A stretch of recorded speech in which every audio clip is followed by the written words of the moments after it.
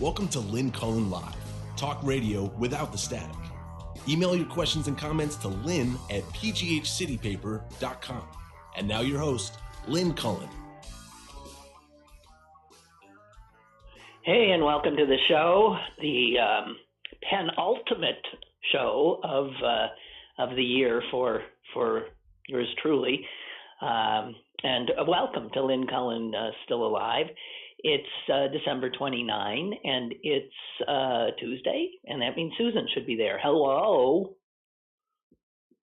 She's not there. Amy's trying to tell me something. Wait a minute, wait. I got too many phones here and my Face ID. No Susan yet. Well, let's just wait and see how long it takes for her to remember it's Tuesday. I talked to her just last night. So maybe that's it. She's so talked out with me. We were on the phone for a long time that maybe she thinks she did the show. I was thinking, in order to get on the program, I have to call a phone number. And then once I've dialed that number, I get this disembodied voice saying, welcome. Please put in your show number. And so you have to put in that number. And then you're told to wait until you hear a beep, and that means you're on. And that's when I start talking. So it occurred to me that I have probably, I don't know. I mean, how many times have I done the show from here? We've done it almost all year from here. I would, if asked, have no more idea what that phone number is that I dial every day. If you ask me, what is it? Can you even get close to that number? I can't. I think I could do the area code. There is an area code. I think I could do that. And then the show number, it's just 4 digits, but I don't think, none of that sticks in my head. I don't have the kind of head that takes in numbers. And I'm not sure why that is. Nor I the kind that can conceptualize time. Yes, I was gonna complete that sentence for you. I didn't know if it was time or day or what it was, but I decided let's just wait and see how long it takes for her. I had the phone sitting at 8:57. I was ready to go, and then I started reading something, and then I looked up and I went, "Oh my God!" And then of course, then my finger wouldn't work, and the whole thing. So you have to dial these same numbers. Would you even have? Now you just did, but do you have any idea what those numbers are? 1412-200-5686. Oh, that's not my number. That's not the one I do. No, that's the one I do. Okay. Then do you know the show number? No, I don't have to anymore. Oh, they put you right through, huh? Yeah. Well, how come I have to? Well, Okay, so I have to go through this whole other different number. No, but previously, yes, I did, and asked me, do I remember them? No, and I would make a note on my iPad and then find the note, and then the note would get progressively further away, and I'd have to resend it to myself and move it back up to the top, and then I'd. Well, what I do, and this is how old school I am, I have a little yellow Post-it note, and it is stuck right here on my laptop, and so it's right there. Yeah, that's very old school to put notes. I know. It works. It works. Yeah, I know it works, but it's just sort of funny that your idea of a note is not, for example, Apple's idea of a note. No, not at all. And fuck them. Excuse me. I was trying to text somebody, and I used the word. Oh, I know. I was actually texting one of our listeners, James, who after I did a rant about how little Pennsylvania funds education, And he wrote me this. The New York Times said that a community college contributes $7,200 towards the education of each student, while an Ivy League college contributes $100,000 per student. And I wrote back to him something. Oh my God, I completely forgot where this was going. No, oh, I hate that. Text. You were texting something. We were talking about your idea of notes. Oh, yes. Thank you. Oh, thank you. Jeez. So I wrote back something about, it was ever thus, them, the rich are always given more. I mean, what? You already are obviously well ahead of the game. You get to go to Harvard, and now we'll spend $100,000 on you. Whereas if you're already down at the bottom trying to claw your way up, you'll get $7,000 maybe spent on you at a community college. So anyway, whatever. And I said it's as American as apple pie is what I wrote. And Apple, this is what did it, because you said Apple. Apple made it an Apple symbol? Apple just capitalized it. So Apple became Apple, as American as apple pie. And I went nuts. I thought, no, I mean an apple. I mean a little apple. And apple is now, the regular word apple is relegated off to the left with little quote marks around it. Well, like it's not even a word. I know. It's like it's your misspelling, but yes. Yeah. God, turn off autocorrect, and you won't have these rants because you can't imagine what they decide I'm trying to say. Well, I know. Oh, what you're trying to say. Oh, when you're doing verbal stuff? No, when I'm just typing. When you're just I'll typing, just take a perfectly good word and change it into something else. I know. Oh, God dang it. My throat's been okay lately. And then so I was interested. No, not you. You said, you were talking about Pennsylvania and education. And in fact, the reason that I was late is because I was reading about the case that the Supreme Court is probably going to take up in Pennsylvania about free speech in schools. I know that case very well because when I was on the state board of the ACLU, that was a case that we were working on. And so that case, and we've won, and that case has now made its way to the Roberts Court.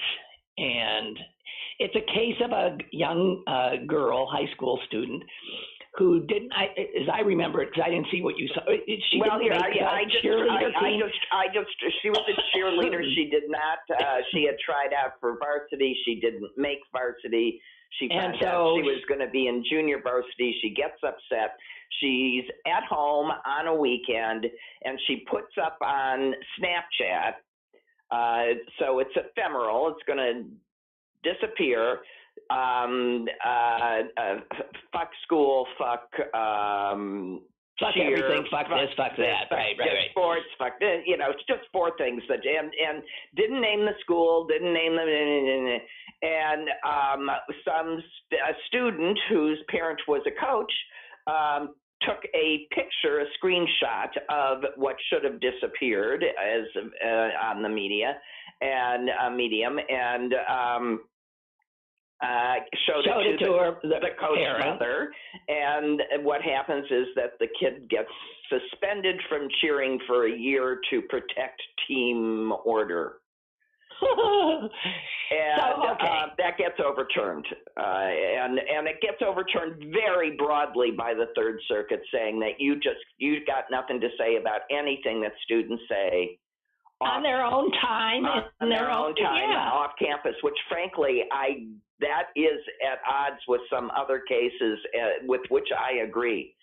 And it doesn't take into account social media. So, for example, there was a case, and there have been a case like this in several schools, where a bunch of boys get together and they start circulating, and grading girls.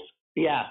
And those things have, that if that isn't handled properly by the schools, those schools get sued and they get sued big. And frankly, I think they should. Those are organized school activities by kids that are, against other students, and the school has to have some right to say that you're not allowed to do that. But on the other hand, the school has absolutely no right to do to that girl what they did. Well, I do think it is a case of you do have to look at these things more narrowly. She did not name the school. She did not, if you didn't see it, you didn't, you got to have a right to be able to. She wasn't harming anybody or anything. Harm. She was simply venting on her own time and totally obviously different. A disappointed, angry. It wasn't pointed at any individual. It did not mention a school by name. You can't do that. People do have the right to be angry and say things in anger about their friends, about the school. They do have a right to do that, but you can't. It has to be about causing harm to the institution or a group of students within the institution, and there has to be some way to draw a little bit of a line around that. Yeah, it's tough. So anyway, this case goes to. We don't know. It's up. We'll see when the court comes back. It's among the whether first they would take or not, and they probably will. And people are worried because Roberts holds himself up to be the great defender, First Amendment protector. Yeah. Yeah, except that the last case that he wrote for the majority, in a school case, was against the student. All right. Well, I don't know. Hey, I just got a text from my son saying that he's coming over tomorrow. He says, because he doesn't have TV, I guess. I'm coming over tomorrow to watch, it says capital AEW. What's that? AEW. What's AEW?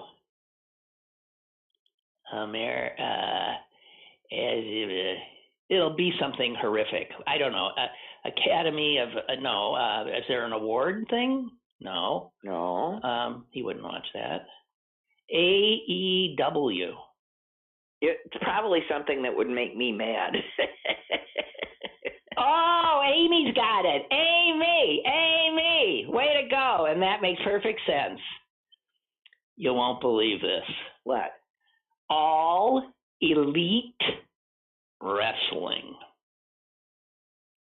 Oh, that doesn't make me mad. Well, it doesn't make you mad, but it's like, I can't believe he still watches this. He just thinks it's a riot, that stuff. I once drove him and a friend way the hell. Yeah, he's got that wrestling memorabilia. 2 counties over. Yeah, 2 counties over to watch some wrestling thing at a dive. I mean, this was like local kind of more regional wrestling. And I have to tell you, that was a riot. That was so funny and entertaining and almost endearing. But I also found myself at the arena watching, the big guys, WWE and stuff. But yeah, he still loves it. It's unbelievable. I've interviewed wrestlers because of him. I trekked out to Monroeville to get a signed photo from Ric Flair for his birthday once. And it still hangs in his bedroom. I don't know if it does. I don't think that one does. I put up on my Twitter page, it's my pinned Twitter thing, is a picture I took of me and Fleur. Ric Flair, I don't know, at the event. So I don't know. Anyway, okay, so he's coming over to watch wrestling. Well, and Where the hell am I going to nice go? Afternoon.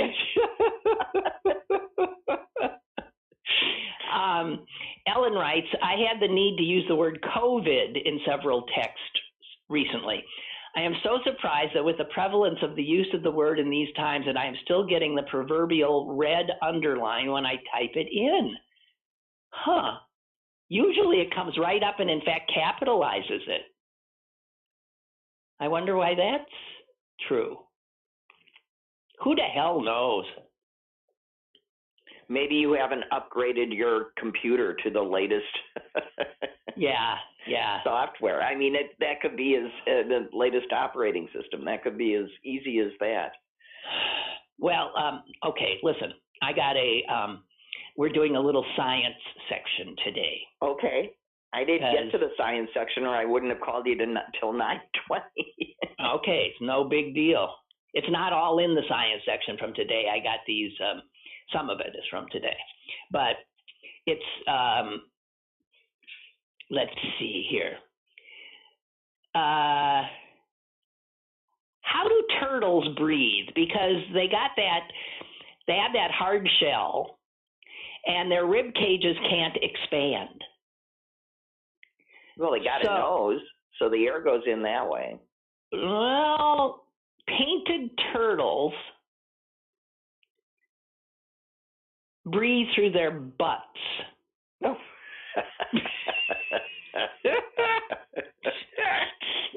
Now, I always wonder why you pick things. This is what I know.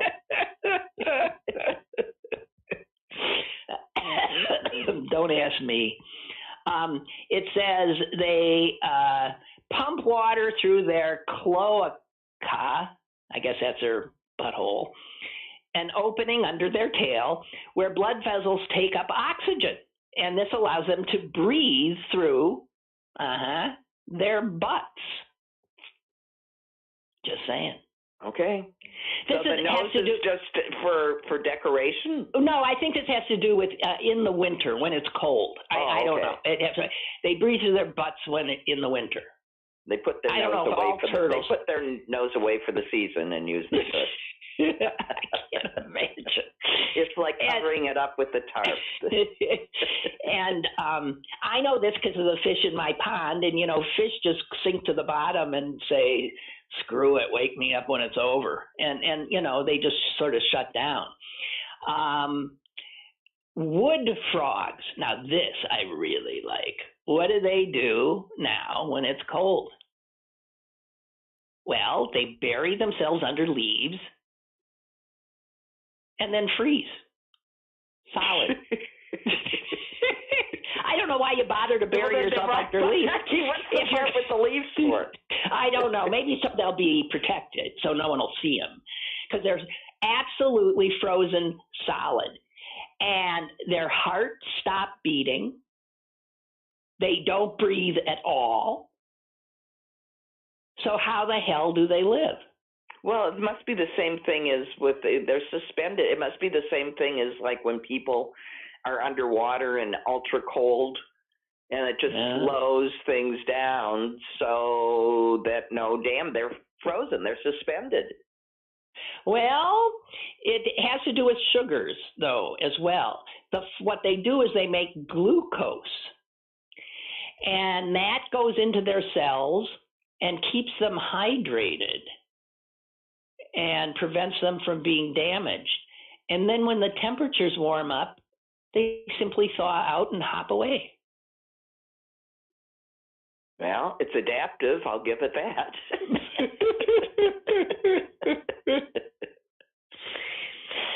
Just when you want to complain about your life, yeah, right, exactly. And honeybees, they're so communal. I just love them. Honeybees, it's the poor workers, of course, who have to keep everybody else warm. But the bees that are relegated to the outer, the outer outskirts of the hive, right? They do this weird dance. They keep their wings still and they vibrate their muscles. they're the muscles that are used to. It's called shivering. In a way, yeah. They vibrate their muscles to generate heat. Exactly. It's like shivering, but it looks like they're dancing, and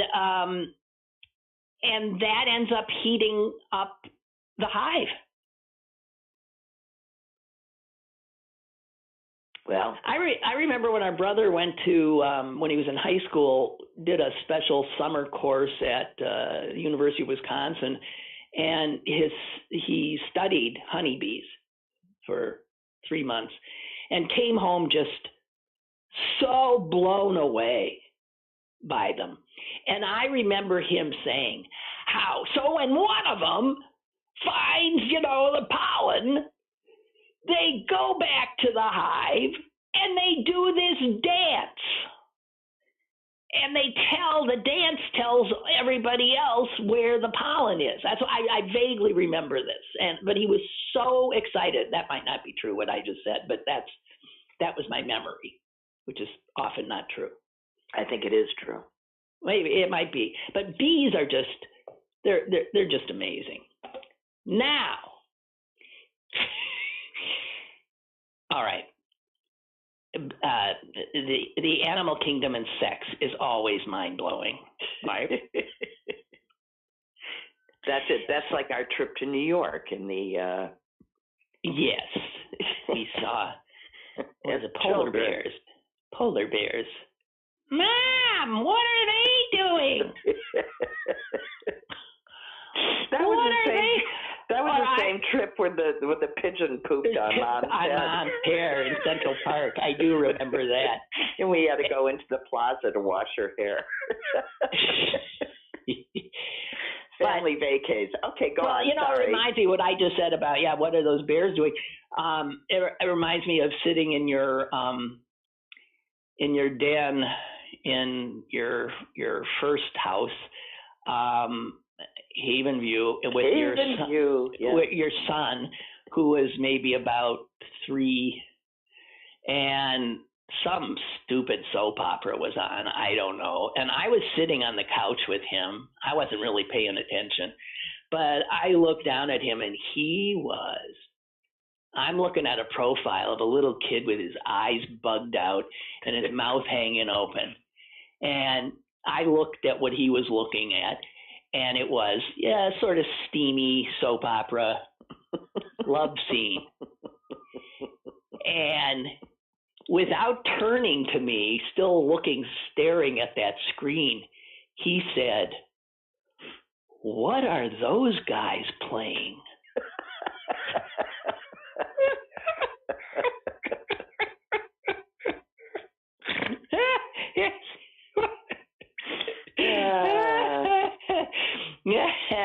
All right. So back to the sex we're getting into today is crickets. Actually, from polar bears to crickets. Okay. Right. Actually, specifically tree crickets. And the females, and this is not much different than other females, they tend to be attracted to the males who are the most obnoxious, the loudest, and the biggest. Right? There's the animal kingdom for you. The loudest and the biggest. And so what does that mean for the little male crickets who, they aren't, they aren't all beefed up and they're right, the schlemiels of the population. Yeah, so how do they ever get anything? Well, it turns out what they lack in brawn, they got in brains. So some of the punier males disguise their size. And to stay competitive, male crickets with tinier bodies or quieter voices actually make mini megaphones out of leaves to amplify their calls. And it works. See, Eddie Cantor, a critic. Do you believe it, though? Joel, what was his name? Jolson. The Al Jolson of the cricket. Oh, God. Yeah. So there's that. And then just one more. Anything to keep us from reality. Well, this is reality. This is reality. It's just we're just focusing on other of God's creatures. Yeah. Now, in this case, we're going from fauna to flora. And one of the questions that was posed to a scientist in this section of this science section of the New York Times today is an odd one. I mean, I can't even imagine thinking about something like this. But here it is. Here's the question. What would happen if, while I was popping popcorn, all the kernels popped at once? Should I be worried? Now, first of all, who would think of that? You know, because one of the joys of popcorn popping is that sort of pop, pop, pop, pop, pop, pop, pop, all of them going off just a millisecond apart, right? Pop, pop, Right, pop, pop, right, pop, pop, pop, pop. right. But So, there's always a few stragglers. yes, but why? What would keep them all from just going at once and, blowing the lid? The way to make them go, because they aren't all at the same temperature at the same time. They aren't all in direct contact with the oil or the hot air. And they aren't all surrounded by the same temperature at the same time. It would seem to me the way to make that happen is to use very few kernels in a lot of oil that's at the same temperature and place them all in at the same time, far apart, and I bet you those would all pop at the same time. There you go. Well, Susan understands that is true, that when did I get it? Is that what the article was about? Well, it's that the odds of it happening are infinitesimal. Right. Right. So a kernel pops because the water that is inside it heats up and boils, and when the water boils, it expands, but the hull of the kernel keeps the steam contained until the steam gets so hot that the pressure blows through and the kernel pops. Right. But the answer to this question, Susan, which you did in what? About 30 seconds, 45 seconds. Yeah. It goes on for an entire column all the way down the side of the page, because the scientist who's answering it gets all wonky. Well, there are all these variables. How much moisture is in any given kernel, which is not necessarily the same. Nuts. So, I'm going to read one little bit because this had me just roaring. I stopped even trying to understand it. I just thought, okay. To estimate just how unlikely a megapop is, we need to know a little more about popcorn timing. So he then goes into this whole thing where he does an experiment. Okay, since an individual pop lasts about 40 milliseconds, let's say that they all need to pop within a 40 millisecond window to count as at the same time. Now, using the distribution of pops, any one kernel would have about a 1 in 1,750 chance of popping at the same time as any other. The chances of all 300 kernels popping at the same time works out to roughly 1 in 10 to the 935th power.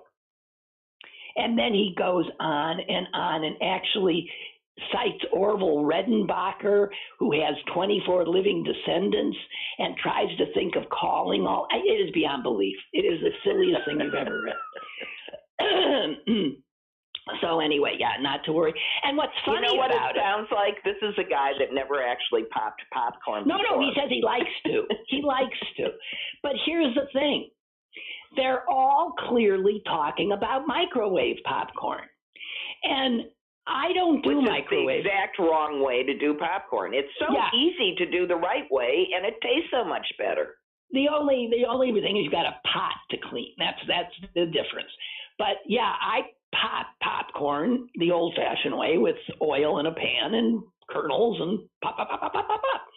And most people, I guess, don't do that anymore. And you can tell when you go to the grocery store and you're just trying to get a bag of unpopped corn.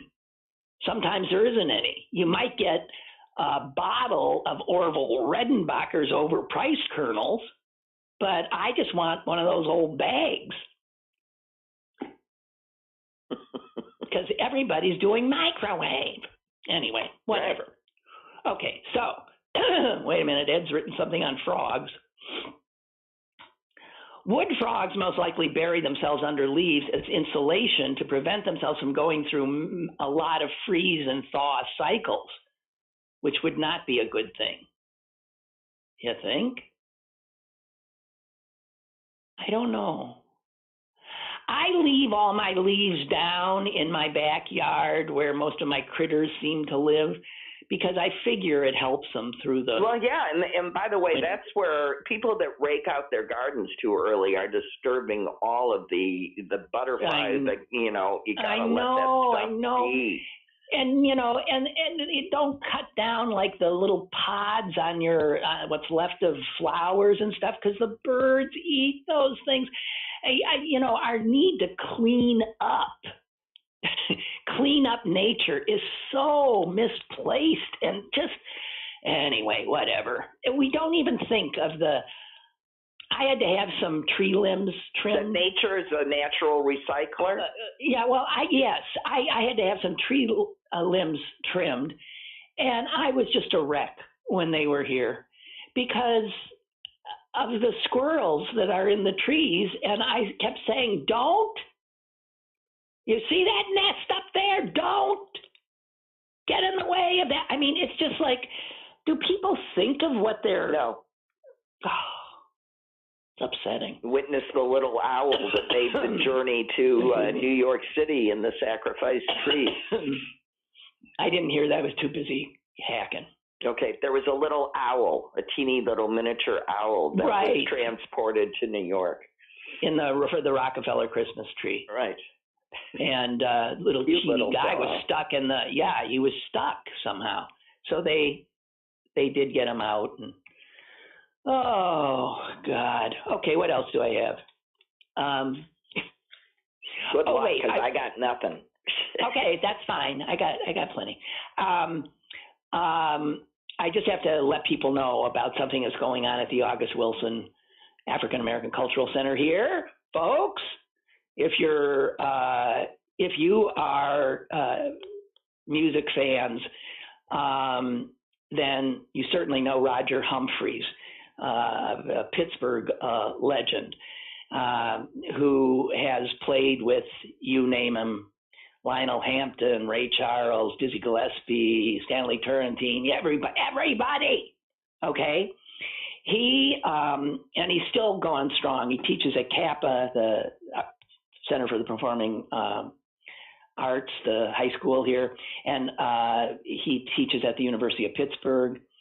He be a drummer, and he's amazing. Anyway, he's going to be playing along with his group, bass, sax, piano, trumpet, at the August Wilson Center, just for you. This is a virtual series. They'll be live in studio, and you're going to have a front row seat, okay? But you have to purchase a ticket.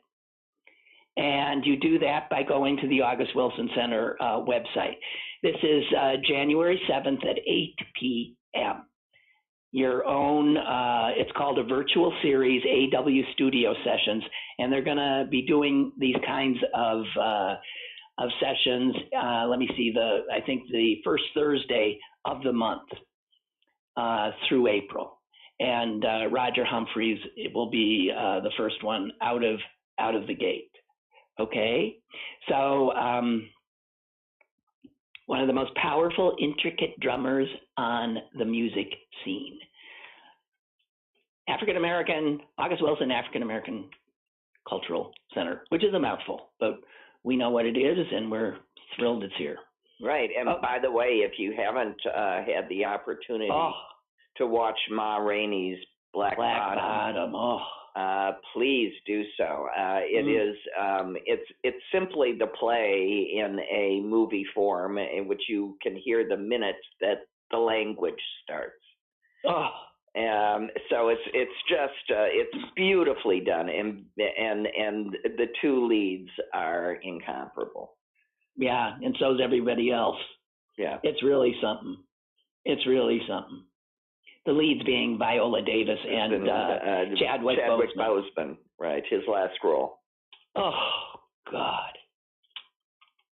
So you know what's interesting is when you get rich. You know, remember when it used to be back in the probably the 16, 17, 1800s, that in order to show you were rich, you often were fat. You got that, right, and now it's the poor. Right. So the rich used to be seen as, as showing their wealth by showing their, expanded waistlines, that they could afford, so much food, and the poor were, skinny. And so fat was in and skinny was out. Well, things have been flipped, obviously. Now the rich are skinny and they spend a lot of time staying skinny. And the poor are increasingly obese because they are eating the processed crap that capitalism has made for them. So one of the fascinating things about the global economy and how wealth has come to countries that were before had populations of, very poor people, is that these countries are now dealing with increasing obesity because their folks can eat and have access to food. And so China is freaking out because more than half of Chinese adults are overweight. And that's a direct correlation to their expanding economy. Right? Right. So the obesity rates in China have doubled in the last 2 decades as the economic engine that is now China has exploded as well. So, the Chinese aren't ones to tolerate this kind of thing. So God knows what's going to happen. But they're already are aware of it and are starting to get folks to lose the weight. But it is that Chinese are increasingly turning to processed foods and greasy restaurant meals because they can afford it now. Yeah. So you get a little money in your pocket and you use it to kill yourself. God. Just saying. Well, but, if you haven't had enough to eat in your life and suddenly you do have enough to eat. Yeah, I know. You just eat. Right. Exactly. It's when food is no longer about survival and hasn't been for a very long time. Well, it is for some people. Right. Well, no, yeah, but I mean for the thin folks. It's because there is a different relationship with food in every sense of the word. Well, they're saying too in China culturally, one of the ways that people showed that they had means was to go to a restaurant and order, 3 times more food than you could possibly eat, to literally and very obviously waste food was a way to show, God, humans are awful. What's a way to show how rich you were, rather than ordering all that, eating what you can, and taking the rest out to the street to feed all those homeless people. Oh, God. Anyway. Okay. So I'm afraid we are nearing getting into. Oh, no.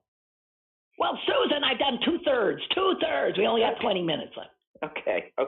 And this shout out to everybody. Sally Wiggins coming on tomorrow. And I don't know if we'll be able to do what we did last time she was on, which was not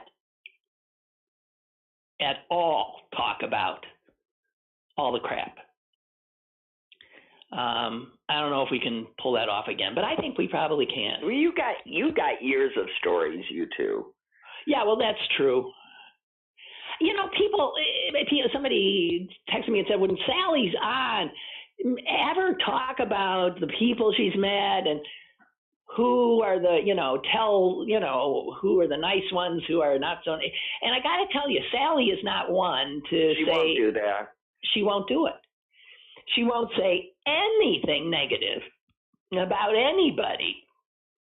And consequently, to ask her to tell those stories is just to hear a bunch of, raves, which is no fun.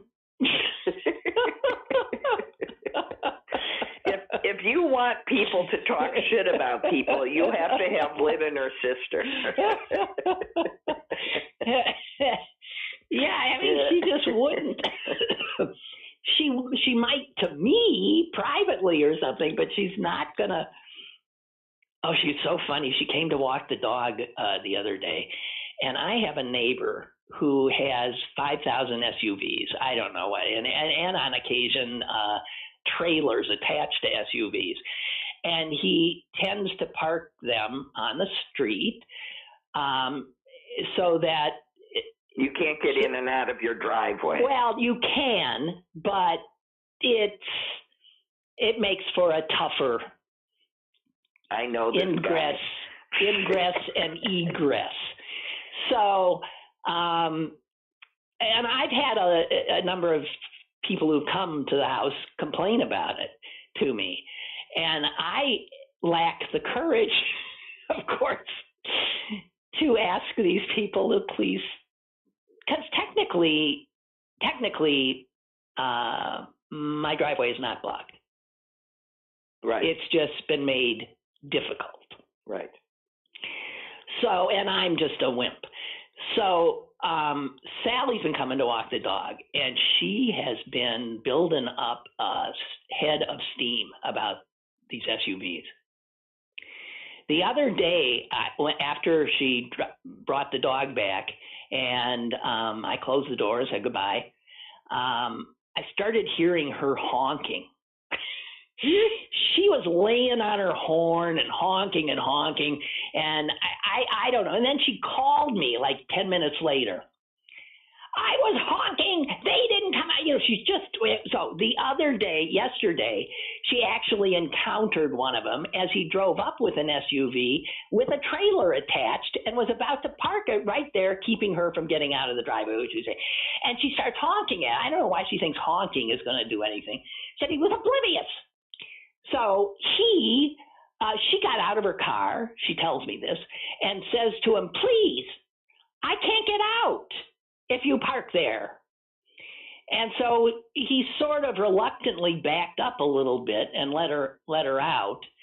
And then, of course, 5 minutes later, I get a phone call. It's Sally. And she said, I just can't. And she was just screaming and yelling and this and that. And she said, I think he heard my voice. He heard my voice. He knew it was me. I said, so what? So she is so not ever wanting people to not think well of her. So, she figures that with a mask on and her hat pulled down, she's just an irate lady. No.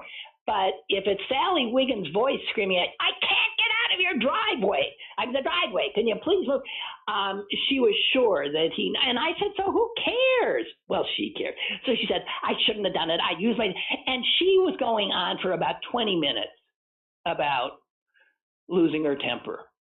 And what she's succeeded in doing is making me angry now at these people who I had decided not to be angry with because there's nothing I can do. And so I want to enjoy my house. I'm not going to get angry at my neighbors. She's worked me up into a state that I find myself staring out the window I have to say I'm on her side. I mean, anybody that is visiting you with a car, you can, it leaves you and the person visiting you with no place to leave their car except in your driveway, and then it's very difficult to get out. They're taking up all the street all the time, and it's just pretty awful. much. They all have the been street for years all the too. time. Yeah. Yeah. And on top of that, yesterday, a bunch of 5 or 6 kids, I'd say about 8, 9 years old, they're all out there piling into the SUV, no face masks. There were older people there too, no face masks. Drives me crazy. Well, if they have all those SUVs, clearly there's a lot of people in that house. No, there's one family in that house, but they got people who come. Well, neighbors, what are you going to do? I've always been lucky, but I think my luck's run out. Anyway, I didn't mean to talk about that. Sally would have a fit if she knew I did. I was just thinking that. Sorry, Sally. She doesn't listen. It's okay. Don't tell her. Okay. She was so upset that she said, I've been eating healthy, but I'm so mad. I got to go get 2 hot dogs. She goes to Sheetz or something and gets 2 hot dogs. Anyway, okay. Sheetz? How do you spell that? Sheetz. You don't have Sheetz? No. It's what do you call places like that? Like a Chicago Red Hot place. No, because it's associated with a. You know what? I swear I've never been in one. Do they have? Wait a minute. We don't eat this way. Well, no. It's like one of those quick places where you go in and you get bad food. Fast food restaurant. Yeah. Well, it's not a restaurant. No, it's got packaged goods you could get. If you found it's like a 7-Eleven kind of a place. Yes, it's like one of those places. Exactly. Got it. A convenience store, they're called, Lynn. Yeah. A convenience store. Really? Okay, Yeah. But a chain. It's a chain. Yeah, a chain of convenience stores. But okay. not in any state I've ever lived in. Oh, okay. So, yeah, just do it. Okay. So this the vaccine rollout is apparently being effed up every bit as much as everything else. Yes, for some reason. Why are they not getting the vaccine out?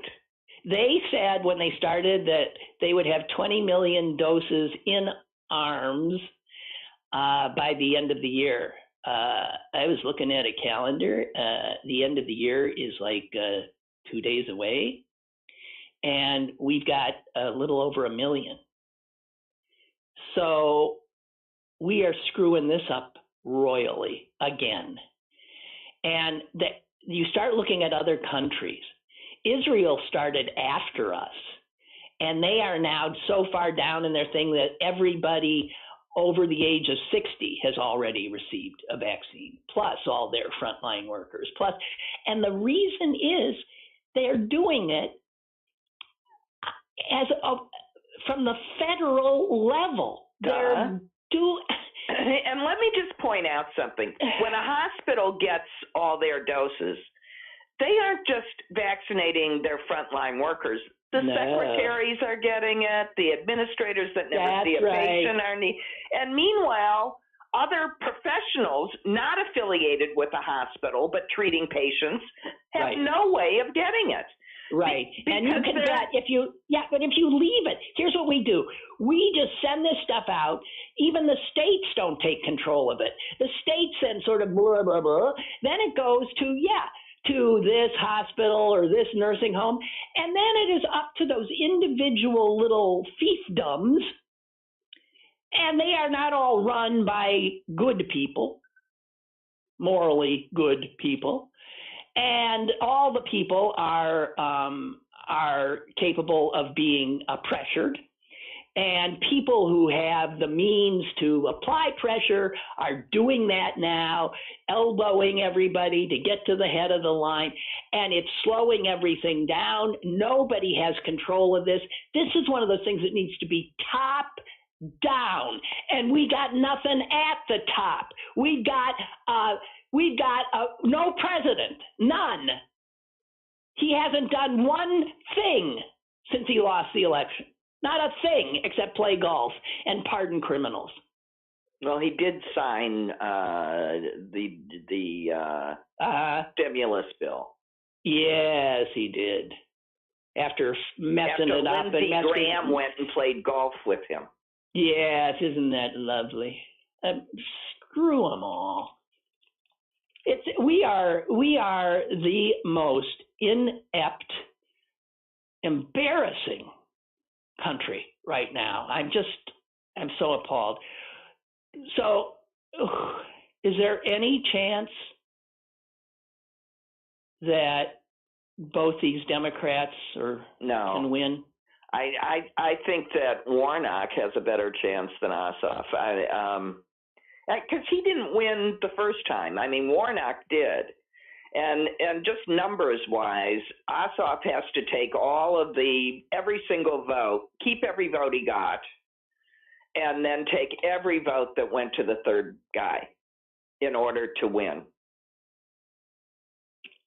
Somebody's actually emailing me that I have a caller, which means they're probably the caller, and they're pissed because they've been waiting for 5 hours. Take the call.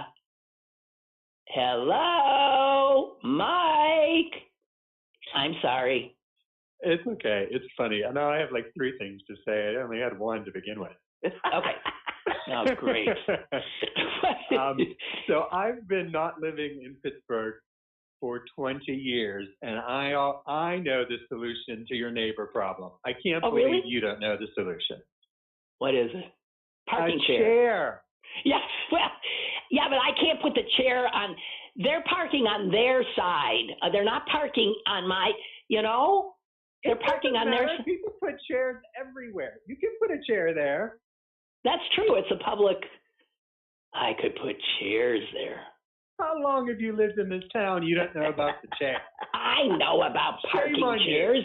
I know about them. I just never deployed one. Now is the time.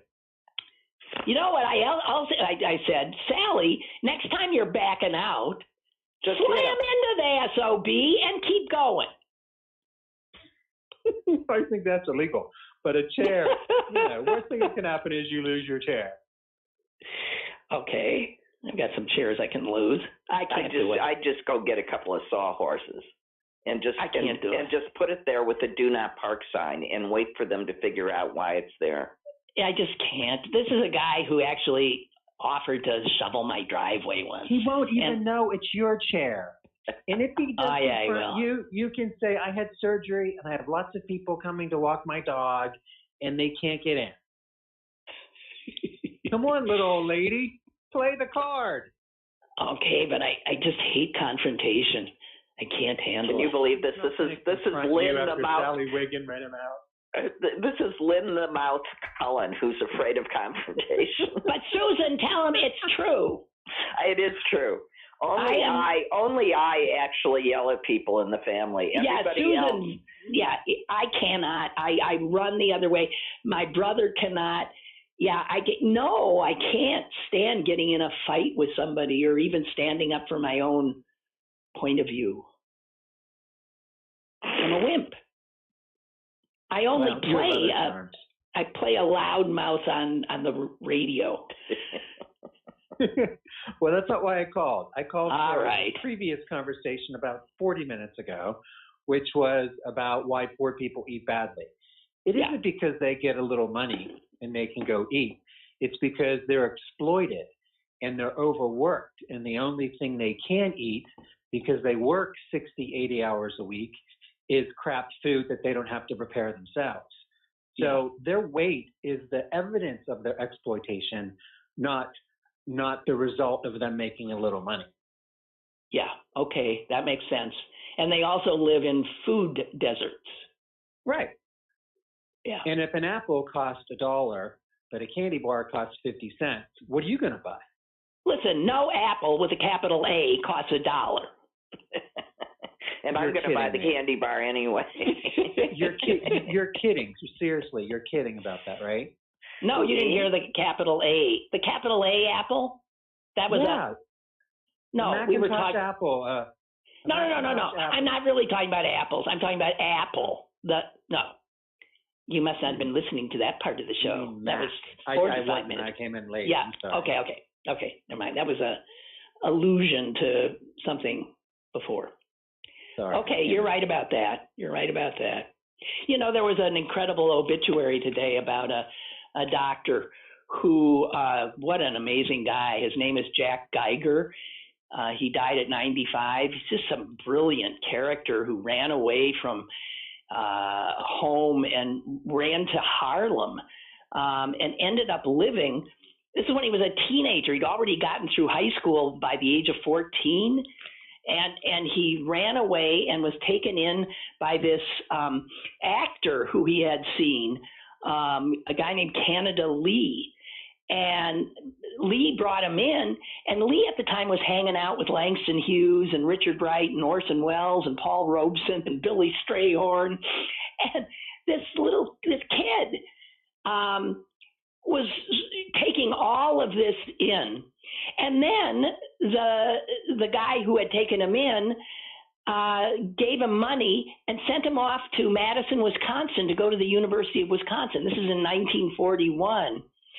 And to make more money for himself, he got a job at the Capital Times, which is the newspaper there, but he was under the age of 18, and he was covering the police beat.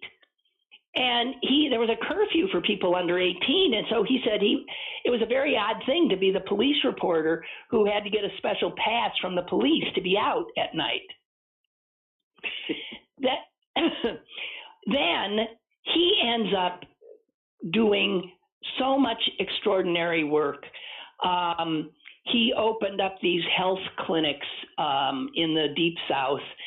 And he felt that a doctor, by the way, he was not let into medical school because after he got out of World War II, he became a pre-med student at the University of Chicago. And he was so blown away by the racial discrimination he saw toward patients, toward qualified black students, all of that he organized a strike, which was unheard of in 1947. And he got blackballed by the American Medical Association so that no medical school would take him. So he went back to journalism, and he did that for 5 years. And then in 1954, he's 29 years old now, he finally sneaks into Case Western and gets his degree.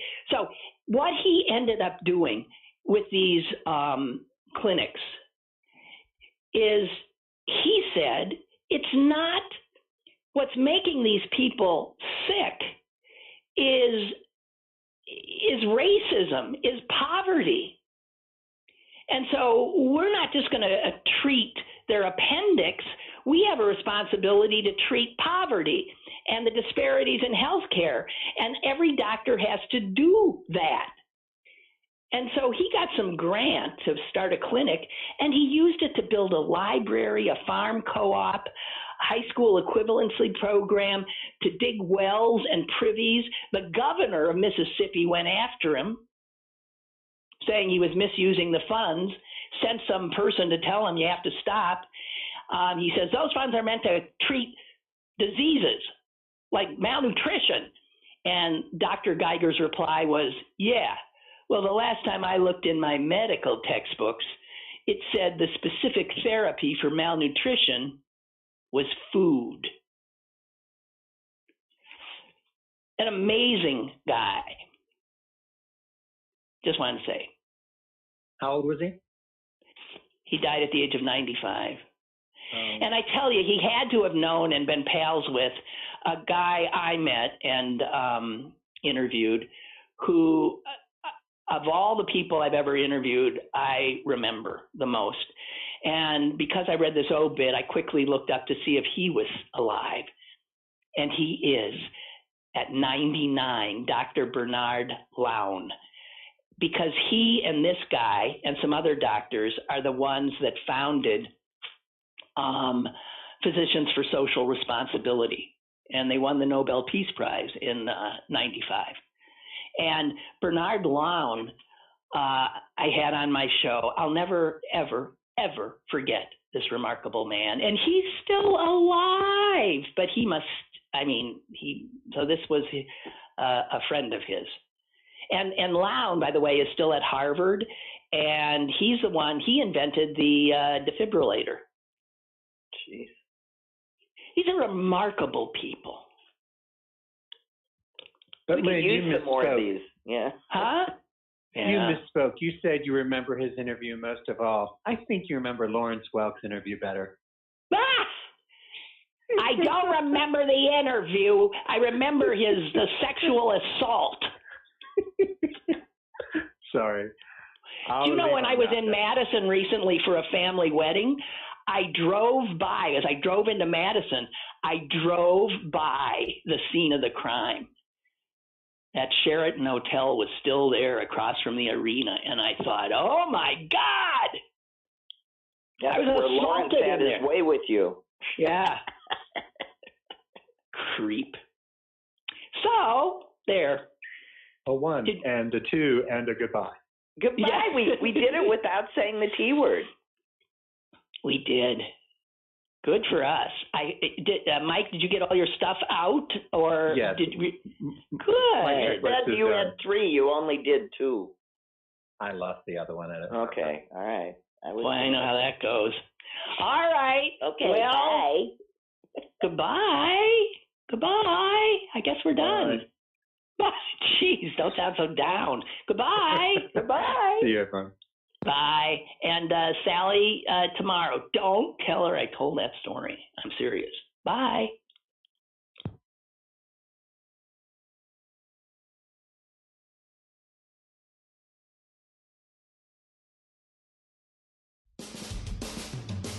Lynn Cullen Live, Monday through Friday from 10 a.m. to 11 a.m. and archived at pghcitypaper.com.